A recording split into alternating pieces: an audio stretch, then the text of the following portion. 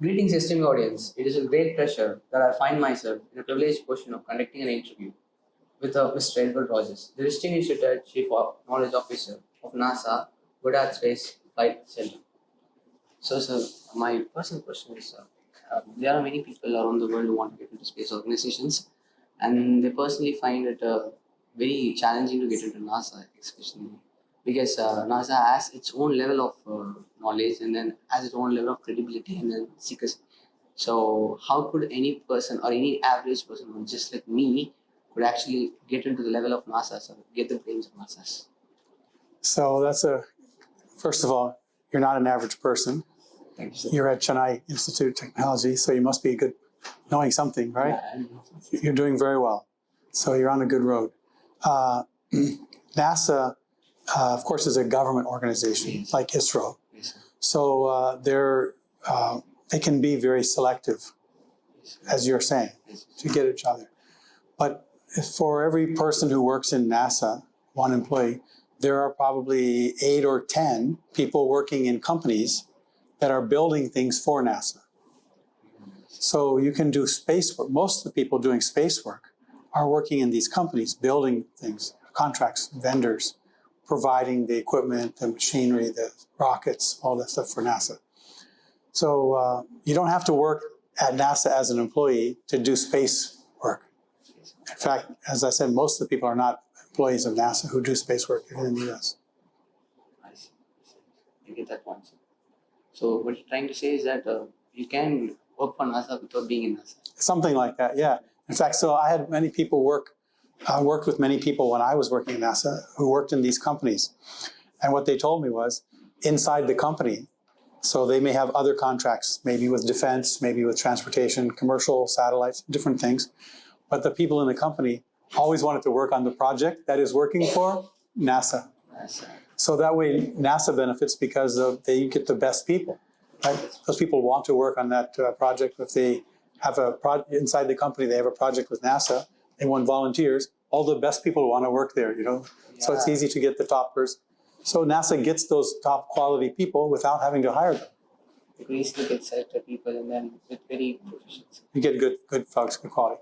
Then if there's a position opening, say a NASA position is actually opening, there's all these thousands of people who are working for NASA, right, but not working at NASA. So you can pick from them. They already have the experience. They already know NASA. They know how the things work. They've been working maybe 10 years already with NASA, but then so NASA can pick them to become employees. They already know how to do the jobs. So for a fresher to come, it's almost impossible.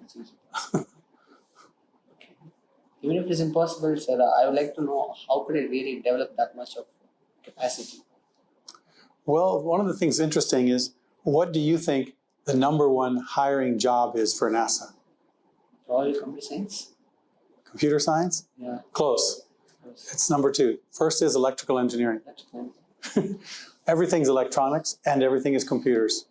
Yeah. And the hardware is now taking a third position as far as value and time and number of people.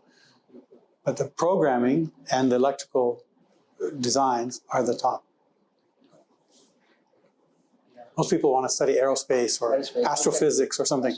There are very few astrophysicists. I mean, there are, yeah, but that's not, you don't need, so if you have a big project, say you have a $100 million mission, not even a big one, you have 2 or 3 astrophysicists, maybe. You have how many engineers? Yeah, exactly. So if you want to be an astrophysicist and go to NASA, that's 1 in a million.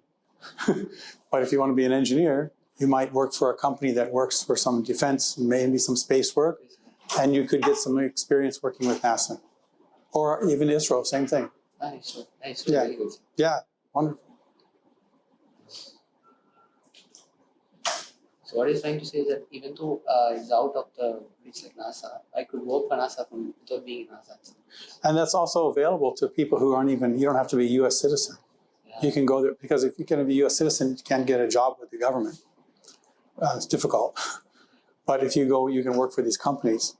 They do this work. In fact, there are a number of Indian startup companies, Dhruva Space, Skyroot, Pixel, there's a couple others that are doing good work developing things in India that they're selling to European and NASA space agencies and other space companies. So you can actually do space work without even leaving India. And many of these startups are doing very well. And they need really good engineers and leaders to help them. Thank you. You're very welcome. Good luck to you. Good luck. All right.